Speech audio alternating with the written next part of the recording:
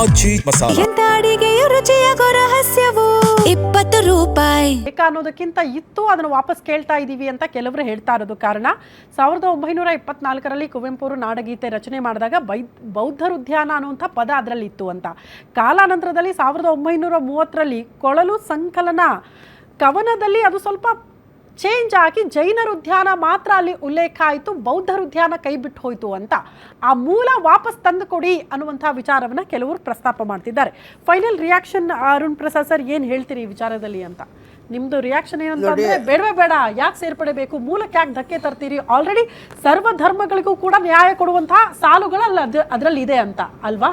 ಕುವೆಂಪು ಅವರು ಬರೆದಿರುವಂಥ ಇದು ಸಂವಿಧಾನಕ್ಕೆ, ಇವಾಗ ನಮ್ಮ ಸಂವಿಧಾನ ಬಂದು ಸೆಕ್ಯುಲರ್ ಸಂವಿಧಾನ, ಅಂದರೆ ಎಲ್ಲ ಧರ್ಮಗಳಿಗೂ ಹೊಂದಿರುವಂಥ ಇದು.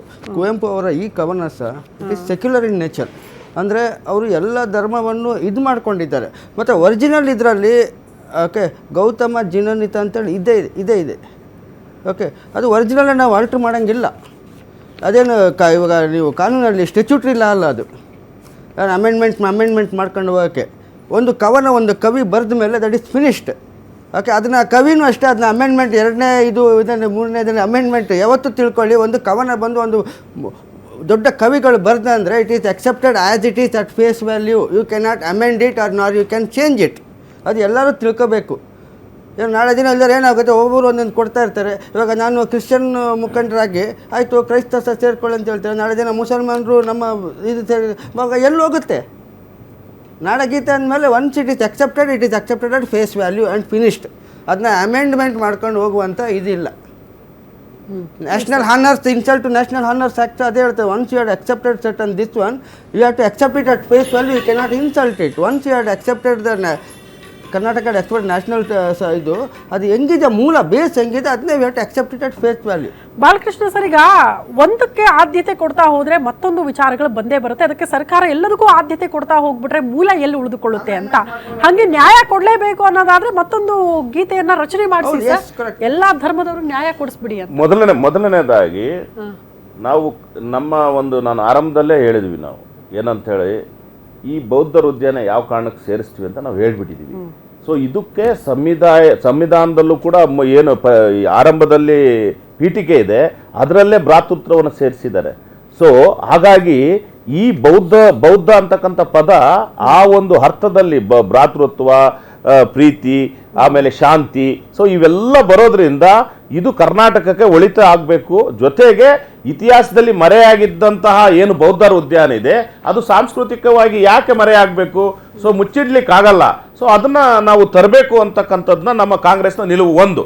ಎರಡನೇದಾಗಿ ಮಿತ್ರರು ಹೇಳಿದರು ಏನಂತ, ಅಮೆಂಡ್ಮೆಂಟ್ ಅಂತಕ್ಕಂಥದ್ದು ಒಂದ್ಸರಿ ಮಾಡಿದ್ರೆ ಮುಗಿತು. ನೋಡಿ, ಇಲ್ಲಿ ಕುವೆಂಪುರವರೇ ಈ ಒಂದು ಇದನ್ನು ರಚಿಸಿದ್ರು ಕೂಡ ಇವತ್ತು ಅದನ್ನು ನಾವು ನಮ್ಮ ಕನ್ನಡ ಸಾಹಿತ್ಯ ಪರಿಷತ್ತು ಅಡಾಪ್ಟ್ ಫಸ್ಟ್ ಟೈಮ್ ಮಾಡಿದ್ರು ಕೂಡ ಇವತ್ತದು ಬೇರೆ ಅಷ್ಟಕ್ಕೆ ಉಳಿದಿಲ್ಲ.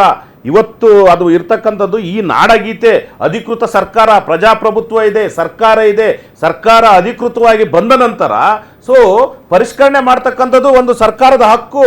ಹಾಗಾಗಿ ಒಂದ್ ನಿಮಿಷ ನಾನು ಹೇಳಿದ್ದೀನಿ ಸರ್,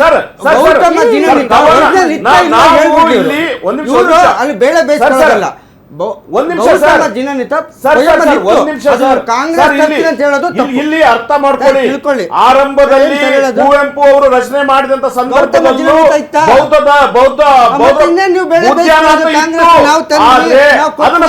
ಈ ಕೆಲವು ಶಕ್ತಿಗಳು ಮರೆ ಮಾಚಿದ್ದಾರೆ.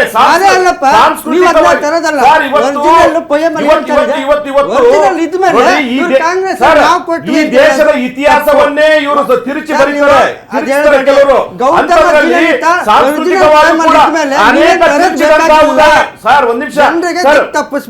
ಜನರಿಗೆ ತಿಂಗ್ ತಪ್ಪಿಸೋದಲ್ಲ, ಇವತ್ತು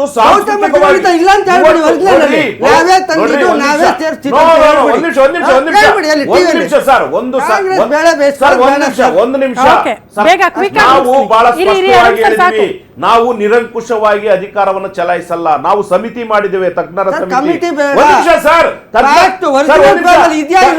ಇದು ಸರ್ಕಾರನೇ ಹೇಳ್ತಕ್ಕಂಥದ್ದಲ್ಲ, ಸಮಿತಿಯ ಸದಸ್ಯರು, ಅಧ್ಯಕ್ಷರು.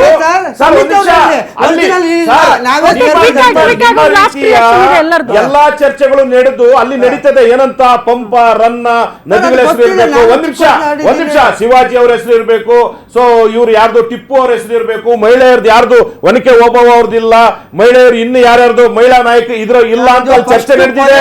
ಆದ್ರೆ ಒಂದ್ ನಿಮಿಷ, ಚರ್ಚೆ ಬೇರೆ. ಅಂತಿಮವಾಗಿ ಅವರು ಆ ಸಮಿತಿ ತೀರ್ಮಾನ ಕೈಗೊಂಡು ಅದಕ್ಕೆ ಪೂರಕ ದಾಖಲೆಗಳನ್ನ ಅವರು ಒದಗಿಸಿದ್ದಾರೆ. ಅದ್ರ ಜೊತೆಯಲ್ಲಿ ಸಾಂಸ್ಕೃತಿಕವಾಗಿ ಕೂಡ ಯಾವ ಧರ್ಮಗಳನ್ನು ಮರೆಮಾಚಂತ ಕೆಲಸ ಆಗ್ಬಾರ್ದು. ಯಾಕಂತ ಹೇಳಿದ್ರೆ ಇವತ್ತು ಸಾಂಸ್ಕೃತಿಕವಾಗಿ ಕೂಡ ತಿರ್ಚಂತ ಕೆಲಸ ಆಗ್ಬಾರ್ದು. ಆ ಒಂದು ಉದ್ದೇಶದಿಂದ ಕರ್ನಾಟಕದಲ್ಲಿ ಸಾಂಸ್ಕೃತಿಕ ಪರಂಪರೆಯನ್ನ, ಏನು ಬೌದ್ಧರ ಒಂದು ಪರಂಪರೆ ಇತ್ತು ಅನ್ನೋದನ್ನ ಸಾರ್ಬೇಕು ಅನ್ನೋ ಒಂದು ಉದ್ದೇಶದಿಂದ ಅವರು ಕೊಟ್ಟ ಒಂದು ತೀರ್ಮಾನವನ್ನ ನಾವು ಮಾಡಿದೇ ಹೊರತು ನಮ್ಮಿಚ್ಚಿಗೆ ನಾವೇ ಒಂದು ಬೌದ್ಧನ್ ಸೇರಿಸಿ ಅಥವಾ ಮುಸ್ಲಿಂ ಸೇರಿಸಿ ಅಥವಾ ಇನ್ನೊಂದು ಸಮುದಾಯನ ಸೇರಿಸಿ ಇನ್ನೊಂದು 2 ನದಿಗಳ ಹೆಸರು ಸೇರಿಸಿ ಅಂತ ನಾವು ಮಾಡಿಲ್ಲ. ಇವತ್ತು ಅವರ ಸಮಿತಿಗೆ ಬೆಲೆ ಕೊಟ್ಟಿದ್ದೇವೆ. ತಜ್ಞರ ಸಮಿತಿ ಏನ್ ಹೇಳ್ತದೋ ಆ ರಿಪೋರ್ಟ್ ನಾವು ಪರಿಶೀಲನೆ ಮಾಡ್ತೇವೆ. ಸೂಕ್ತ ಅಂದಿದ್ದನ್ನ ನಾವು ಅಧಿಕೃತವಾಗಿ ಗೆಜೆಟೆಡ್ ಓಡಿಸ್ತೇವೆ. ಅವ್ರಿಗೆ ಕೇಳಿ ಆಮೇಲೆ ಅಧಿಕೃತ ಆದೇಶ ಆದ್ಮೇಲೆ ನೀವು ಟೀಕೆ ಮಾಡಿ. Dasari sir, first of all ನಾನು ಹೇಳಿದ್ದೀನಲ್ಲ ಪ್ರಾರಂಭದಲ್ಲಿ, ಕೊನೆ ಹಂತದಲ್ಲಿ ಕೂಡ ಹೇಳ್ತೀನಿ, ಇದನ್ನ ನಾವು ಸಾರಾ ಸಗಟಾಗಿ ನಾವು ಸ್ವಾಗತ ಮಾಡ್ತಾ ಇದೀವಿ. ಆದ್ರೆ ಮಾಡುವ ಹಿಂದೆ ಇದೆ ಅಲ್ಲ ದುರುದ್ದೇಶ, ಖಂಡಿತವಾಗಿ ದುರುದ್ದೇಶನೇ. ಯಾಕಂತ ಹೇಳಿದ್ರೆ ನಮ್ಮ ಸ್ನೇಹಿತರು ಹೇಳಿದ್ರು ಕೊರೋನಾವನ್ನು ಕೂಡ ಧರ್ಮ ಅಡ್ಡ ಅಂತ. ನನಗೆ ಇವ್ರ ಮುಂದೆ ನಿಂತ್ಕೊಂಡು ಮಾತಾಡೋದಕ್ಕೆ ನಾಚಿಕೆ ಆಗ್ತಾ ಇದೆ. 2014 ನಂತರ ಅಕಸ್ಮಾತ್ ಕೋವಿಡ್ ಅಲ್ಲಿ ಮೋದಿಯವರು ಇಲ್ಲ ಅಂತ ಹೇಳಿದ್ರೆ ಇಡೀ ಭಾರತವೇ ಏನಾಗ್ತಾ ನೋಡಿ. ನೀವು ಹೇಳೋದ್ರಲ್ಲಿ, ನೀವು ತಿದ್ದುಪಡಿ ಮಾಡೋದ್ರಲ್ಲಿ, ಸಂವಿಧಾನ ಬದಲಾವಣೆ ಮಾಡೋದ್ರಲ್ಲಿ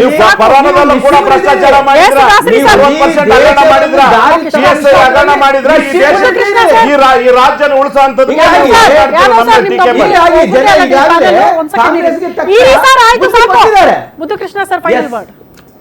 ಈಗ ಒಂದು ನಾಡಗೀತೆ, ಅತ್ಯಂತ ಅಮೂಲ್ಯವಾದ ನಾಡಗೀತೆಯ ಬಗ್ಗೆ ಇಷ್ಟೆಲ್ಲ ಅದು ರಚನೆ ಆದ ದಿನದಿಂದ ಶಾಲಾ ಕಾಲೇಜುಗಳಲ್ಲಿ ಪ್ರತಿಯೊಂದು ಕಾರ್ಯಕ್ರಮಗಳಲ್ಲಿ, ಸರ್ಕಾರದ ಕಾರ್ಯಕ್ರಮ ಅದು, ಖಾಸಗಿ ಕಾರ್ಯಕ್ರಮ ಅದು, ನಾವೆಲ್ಲ ಹಾಡ್ತಲೇ ಬಂದಿದ್ದೀವಿ. ನಾಡಗೀತೆನ ಹಾಡೋಕ್ಕೆ ಎದ್ದು ನಿಂತ್ಕೊಂಡು ನಿಂತರೆ ನಮಗೊಂಥರ ತಲ್ಲೀನರಾಗ್ತಾಯಿದ್ವಿ ನಾವು ಪ್ರತಿಯೊಬ್ಬರೂ. ಅಂತಹ ಒಂದು ಕೊಡುಗೆಯನ್ನು ಈಗ ಒಂದು ವಿಷಯವಾಗಿ ತಗೊಂಡು ಇಲ್ಲಿ ವಿವಾದ ಸೃಷ್ಟಿ ಮಾಡೋದು ಭಾಳ ದೊಡ್ಡ ತಪ್ಪಾಗುತ್ತೆ. ನನಗಂತೂ ಅದು ನೋವು ಆಗುತ್ತೆ ನಮಗೆ. ಯಾಕೆಂದರೆ ನಾನು ಕರ್ನಾಟಕ ಸುಗಮ ಸಂಗೀತ ಪರಿಷತ್ತಿನ ಸ್ಥಾಪನೆ ಮಾಡಿ 27 ವರ್ಷ ಆಯಿತು.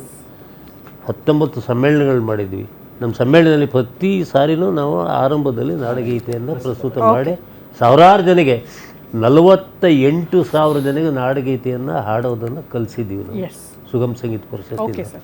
ಅಂಥ ಗೊಂದಲ ಆಗಬಾರ್ದು. ಈಗ ಸರ್ಕಾರ ಇವೆಲ್ಲವನ್ನು ಗಣನೆಗೆ ತಗೊಂಡು ಒಂದು ಅತ್ಯಂತ ನುರಿತ ತಜ್ಞರ ಸಮಿತಿಯನ್ನು ರಚನೆ ಮಾಡಿ ಅಂತಿಮ ನಿರ್ಧಾರ ತಗೊಳ್ಳೋದು ಬಹಳ ಔಚಿತ್ಯಪೂರ್ಣ ಅಂತ ನನ್ನ ಅಭಿಪ್ರಾಯ. Thank you. ಇಷ್ಟೊತ್ತು ನಮ್ಮ ಜೊತೆಗೆ ಎಲ್ಲರೂ ಕೂಡ ಜಾಯ್ನ್ ಆಗಿ ಸಾಕಷ್ಟು ವಿಚಾರಗಳ ಬಗ್ಗೆ ಮಾತನಾಡಿದ್ದಕ್ಕಾಗಿ. ಎನಿವೆ, ನಾಡಗೀತೆ, ರಾಷ್ಟ್ರಗೀತೆ ಅನ್ನೋದೇ ವಿವಾದಗಳಿಂದ ಸುರುಳಿ ಸುತ್ತಕೊಂಡಂಗಾಗಿದೆ. ರಾಜಕೀಯ ಲಾಭಕ್ಕೋ ಅಥವಾ ರಾಜಕೀಯ ಉದ್ದೇಶಗಳಿಂದಲೂ ಪದೇ ಪದೇ ಈ ವಿಚಾರಗಳು ಮುನ್ನೆಲೆಗೆ ಬರ್ತಾನೆ ಇರುತ್ತೆ, ವಿವಾದಗಳು ಸೃಷ್ಟಿಯಾಗ್ತಾ ಇರುತ್ತೆ. ಪ್ರಮುಖವಾಗಿ ನಾಡಗೀತೆ ಮತ್ತೆ ಮತ್ತೆ ವಿವಾದಗಳ ಸುರುಳಿಯಲ್ಲೇ ಇದೆ. ಒಂದು ಹಾಡೋ ಸೆಕೆಂಡ್ಗಳ ವಿಚಾರಕ್ಕೆ ಸಂಬಂಧಪಟ್ಟಂತೆ, ಹಾಡೋ ಶೈಲಿ ವಿಚಾರಕ್ಕೆ ಸಂಬಂಧಪಟ್ಟಂತೆ, ಈಗ ಪದ ವಿಚಾರಕ್ಕೆ ಸಂಬಂಧಪಟ್ಟಂತೆ ಜೈನರ ಉದ್ಯಾನ ಸೇರ್ಪಡೆ ಆಗಬೇಕು ಅಂತ. ಏನೇ ಆಗಲಿ, ಕುವೆಂಪು ಅವರು ಯಾವ ಉದ್ದೇಶ ಇಟ್ಕೊಂಡು ನಾಡಗೀತೆಯನ್ನು ರಚನೆ ಮಾಡಿದ್ದಾರಲ್ಲ, ಆ ಉದ್ದೇಶ ಹಾಗೆ ಉಳ್ಕೊಳ್ಳೋಕ್ಕೆ, ಆ ಮೂಲ ಹಾಗೆ ಉಳ್ಕೊಳ್ಳೋದಕ್ಕೆ ದಯವಿಟ್ಟು ಬಿಟ್ಬಿಡಿ. ಮುಂಬರುವಂಥ ಪೀಳಿಗೆಗೆ ಅಟ್ಲೀಸ್ಟ್ ಹಿಂಗಿದೆ ಅಂತ ತೋರ್ಸಕ್ಕಾದ್ರೂ ಬಿಟ್ಬಿಡಿ ಅದನ್ನ. ಇಲ್ಲ ಮೂಲ ಹಿಂಗಿತ್ತು, ಕಾಲಾನಂತರದಲ್ಲಿ ಬದಲಾವಣೆ ಆಯಿತು ಅಂತ ಮುಂದಿನ ಪೀಳಿಗೆಗೆ ಪರಿಚಯ ಮಾಡೋದು ಬೇಡ ಅಂತ.